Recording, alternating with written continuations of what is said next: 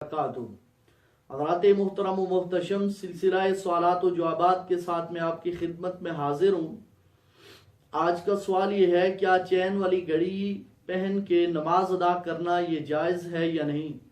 ये चैन वाली घड़ी पहन के नमाज अदा करना ये मकरूह तहरीमी है और इस सूरत में नमाज वाजिबुल इआदा होगी, क्योंकि चैन में या लोहे का या पीतल का या चांदी का या सोने का इस्तेमाल किया जाता है घड़ी के लिए, तो ये चीज़ें मर्द के लिए इस्तेमाल करना जायज़ नहीं है। हाँ, चांदी जो है वो एक मखसूस मिकदार में उसकी अंगूठी पहनना, यानी 4.5 माशे चांदी की अंगूठी हो वो मर्द के लिए पहनना, एक अंगूठी पहनना ये जायज़ है। उसके अलावा सोना या इस मिकदार से ज़्यादा चांदी हो या पीतल हो या लोहा हो, इसका इस्तेमाल मर्द के लिए जायज़ नहीं है। हाँ, औरत के लिए सोना और चांदी यानी इन दो धातुओं की बनी हुई कोई भी चीज हो वो पहन के नमाज अदा करना उसके लिए जायज है। अगर इन धातु के अलावा कोई दूसरी धात होगी तो ये उसके लिए भी जायज नहीं होगा। लिहाजा मर्द के लिए चैन वाली घड़ी पहन के नमाज अदा करना ये जायज नहीं है। इस सूरत में नमाज मकरूह तहरीमी और नमाज वाजिबुल इआदा होगी। उस बंदे के ऊपर उस नमाज का लौटाना, जो नमाज उसने चैन वाली घड़ी पहन के अदा की है, उस नमाज का लौटाना उसके ऊपर वाजिब होगा। दूसरा सवाल यह है कि आजान के बाद जो मुरव्वजा दुआ मांगी जाती है, इस दुआ का पढ़ना क्या है, यानी इसका शरई हुक्म क्या है। क्या ये दुआ फर्ज है, वाजिब है, सुन्नत है या मुस्तहब है। साइल का मकसद ये है। तो ये जो मुरव्वजा दुआ है जो आजान के बाद पढ़ी जाती है, इस दुआ का पढ़ना ये मुस्तहब है। इसके अलावा एक सवाल पूछा गया कि जिस शख्स को सिर्फ फर्ज फजर मिले हों, यानी जिसने सिर्फ फजर के फराइज के अंदर शिरकत की हो, सुन्नतें पढ़ने का मौका न मिला हो, तो क्या ऐसा बंदा फर्जों के फौरन बाद तुलुए आफ्ताब से पहले पहले सुन्नत फजर अदा कर सकता है या नहीं। तो जो बंदा जिसको सिर्फ फर्ज फजर मिले हों और सुन्नतें पढ़ने का मौका न मिला हो, वो फर्जों के फौरन बाद तुलुए आफ्ताब से पहले पहले सुन्नतें अदा नहीं कर सकता, बल्कि वो इंतजार करेगा और जब सूरज तुलू हो जाए और सूरज तुलू होने के कम से कम 20 मिनट के बाद जाके वो सुन्नत फजर अदा करेगा, तो तब उसके लिए अदा करना जायज होंगी। उससे पहले पहले सुन्नत फजर उसके लिए अदा करना ये जायज नहीं है। इसी तरीके से एक सवाल पूछा गया कि क्या इमाम का इमामत के ऊपर तनख्वाह लेना जायज है या नहीं।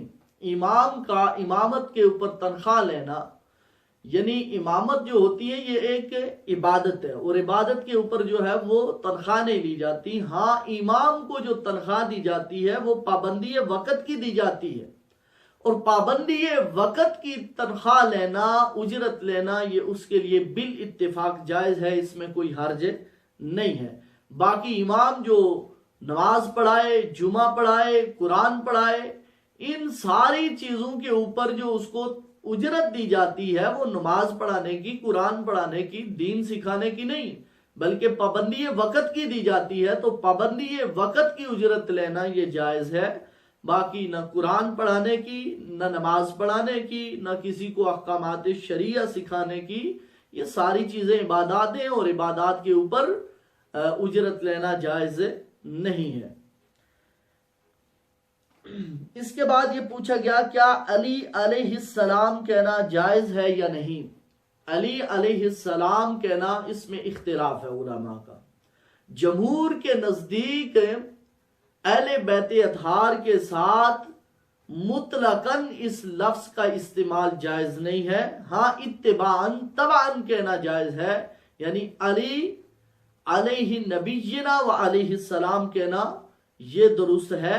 नबी करीम अलैहिस्सलाम की इत्तिबा में तबान कहना ये जायज है, मुतलकन कहना ये जायज नहीं है। ये जमहूर उलमा का मौक़िफ़ है। ایک اور سوال پوچھا گیا کہ ایک شخص کو سسرال والوں نے مجبور کر کے زبردستی اس سے طلاق لی تو کیا اس صورت میں طلاق نافذ ہوئی یا نہ ہوئی؟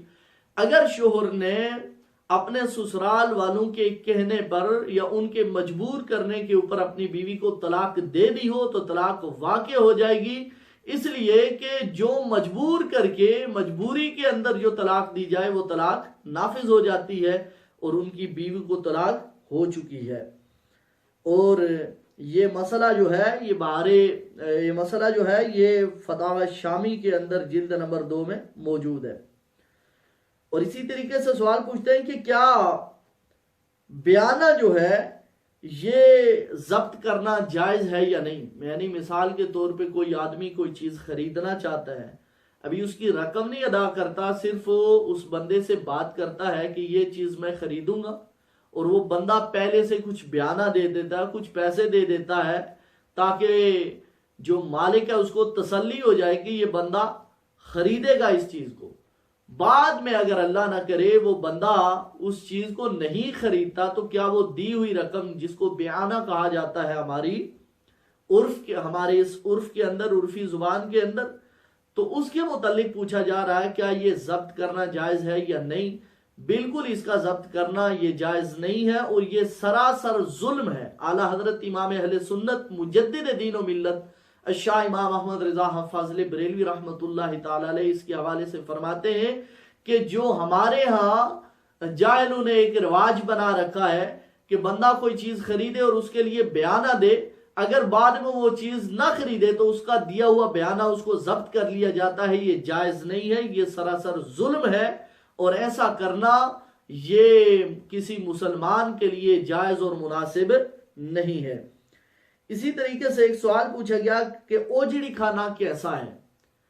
اوجڑی کے متعلق بھی علماء کا اختلاف ہے۔ اعلیٰ حضرت امام اہل سنت مجدد دین و ملت شاہ امام احمد رضا فاضل بریلوی رحمۃ اللہ تعالی علیہ نے فتاوی رضویہ شریف کے اندر بھی، آپ کے ملفوظات کے اندر بھی موجود ہے، وہ فرماتے ہیں کہ اوجڑی کھانا یہ مکروہ تحریمی ہے، یعنی حرام کے قریب ہے، لہذا اوجڑی نہیں کھانی چاہیے۔ اس لیے فرماتے ہیں کہ جب کسی جانور کو ذبح کیا جائے تو ذبح کر کے اس کی جو اوجڑی ہے اس کو دفنا دیا جائے۔ ایک مرتبہ کھانا یہ جو ہے وہ گناہ ہے، مکروہ تحریمی ہے، اور دوسری مرتبہ کھانا یہ گناہ کبیرہ کا ارتکاب ہے، تو اس لیے فرماتے ہیں کہ اوجڑی کا کھانا یہ جائز نہیں ہے بلکہ مکروہ تحریمی ہے۔ اسی طریقے سے سوال پوچھا گیا کہ شوہر اگر اپنی بیوی کو طلاق تفویض کر دے تو کیا اس کے باوجود وہ اپنی بیوی کو پھر طلاق دے سکتا ہے؟ جی، طلاق کی گرہ جو ہے وہ مرد کے ہاتھ میں ہے۔ اگر مرد اپنی بیوی کو طلاق کا حق جو ہے وہ تفویض کر دے، اس کے باوجود بھی شوہر کے پاس طلاق دینے کا حق موجود ہوتا ہے۔ اگر شوہر اپنی بیوی کو طلاق دے گا، اگرچہ وہ اپنا حق بیوی کو تفویض کر چکا ہے، اس صورت میں بھی اس کی طلاق واقع ہو جائے گی اور اس کی بیوی اس کے نکاح سے فارغ ہو جائے گی۔ اس لیے اگر طلاق جو ہے وہ اس نے بیوی کو تفویض کر بھی دے تو پھر بھی طلاق کا حق اس کے پاس باقی رہتا ہے۔ اس کی مثال یہ ہے کہ جس طرح کوئی بندہ، کوئی باپ اپنے بیٹے کو، وہ دکان کر رہا ہو، دکان اس کے حوالے کر لے، تو اب جب وہ دکان بیٹے کے حوالے کر چکا، اس کے باوجود بھی اگر اس دکان میں سے وہ کچھ لینا چاہے تو وہ لے سکتا ہے، کیونکہ وہ اس کا باپ ہے اور وہ حق رکھتا ہے۔ تو اسی طریقے سے شوہر اگرچہ طلاق کا حق بیوی کو تفویض کر دے، اس کے باوجود بھی اس کے پاس طلاق کا حق باقی رہتا ہے۔ اگر شوہر اپنی بیوی کو طلاق دے دے تو اس صورت میں طلاق واقع ہو جائے گی۔ ایک اور سوال کسی نے پوچھا کہ ہمارے ہاں اکثر یہ ہوتا ہے کہ کسی بھائی کے ایصال ثواب کے لیے کرکٹ کھیل کے، کرکٹ کا ٹورنامنٹ کروا کے تو اس کو ایصال ثواب کیا جاتا ہے۔ کیا یہ درست ہے یا نہیں؟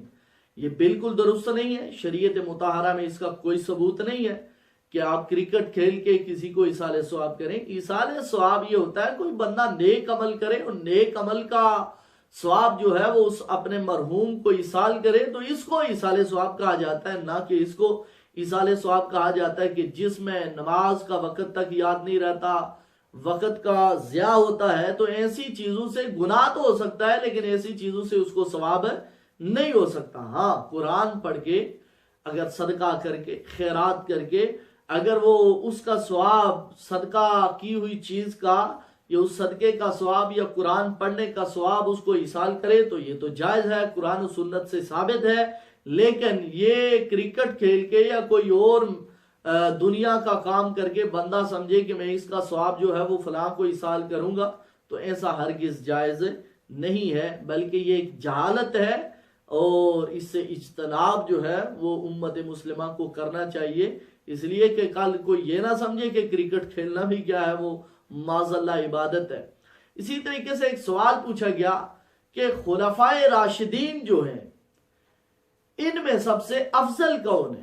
تو ان میں سب سے افضل سیدنا ابو بکر صدیق رضی اللہ تعالی عنہ ہے، بالاتفاق، اس میں کوئی شک و شبہ کی بات نہیں کہ حضرت سیدنا صدیق اکبر رضی اللہ تعالی عنہ تمام صحابہ کرام سے افضل ہیں، اور اس کے بعد حضرت عمر کا نمبر ہے، اس کے بعد حضرت عثمان کا، اس کے بعد حضرت مولا کائنات حضرت علی المرتضی شیر خدا رضی اللہ تعالی عنہم اجمعین کا۔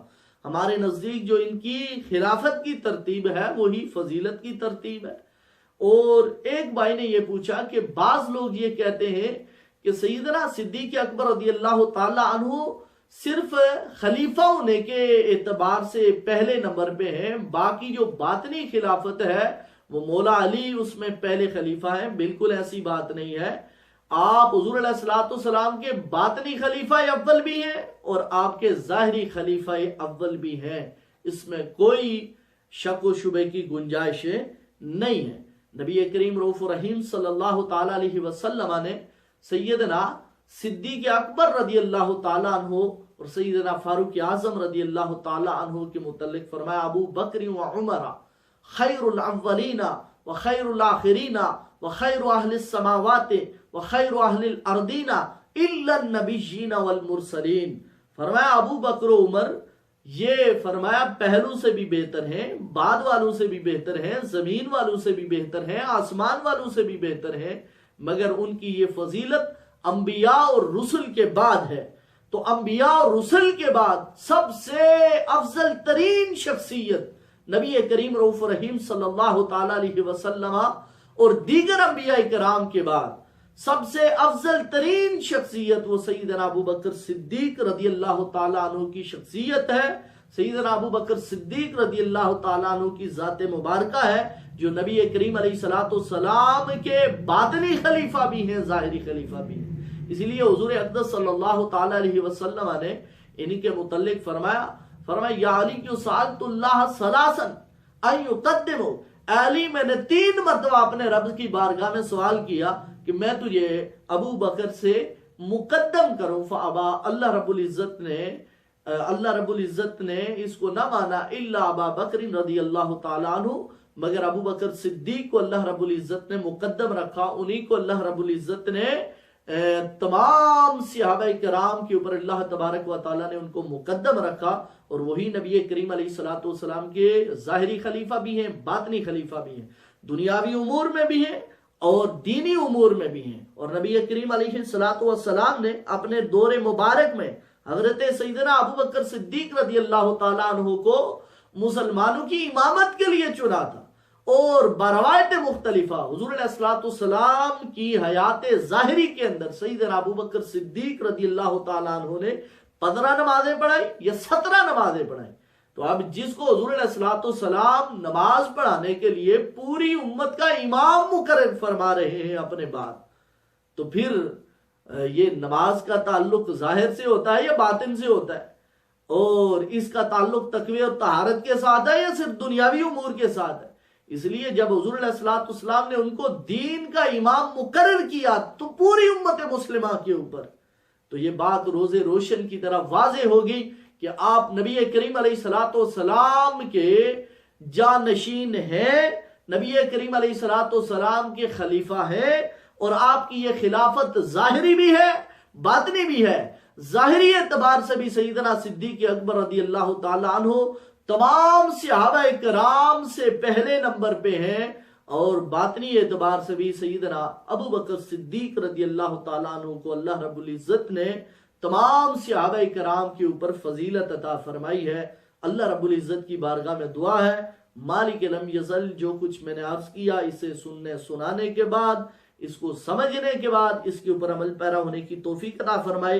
اور اللہ رب العزت کی بارگاہ میں دعا ہے اللہ تبارک و تعالی ہمیں ہمارے اسلاف کے بتائے ہوئے طریقے، وہ طریقہ جو صحابہ کرام علیہم رضوان نبی کریم علیہ الصلوۃ والسلام سے صحابہ کرام تک اور صحابہ کرام کے ذریعے سے ہمارے اسلاف تک پہنچا، اللہ رب العزت اسی عقیدے اور ایمان کے اوپر کاربند رہنے کی توفیق عطا فرمائے۔ وما توفیقی الا باللہ۔